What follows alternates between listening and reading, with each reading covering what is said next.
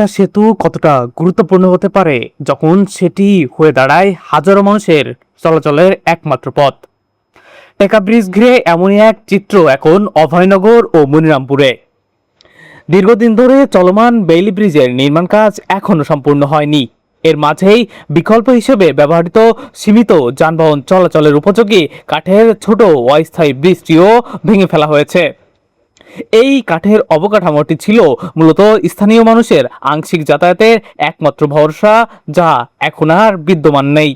ফলে পুরো রুটে স্বাভাবিক চলাচল কার্যত বন্ধ হয়ে গেছে, আর সাধারণ মানুষ পড়েছে চরম ভোগান্তিতে। স্থানীয়দের অভিযোগ, দীর্ঘ সময় ধরে প্রকল্পটি অসম্পূর্ণ থাকা এবং বিকল্প ব্যবস্থাও অপসারণের কারণে তাদের দৈনন্দিন জীবন মারাত্মকভাবে ব্যাহত হচ্ছে।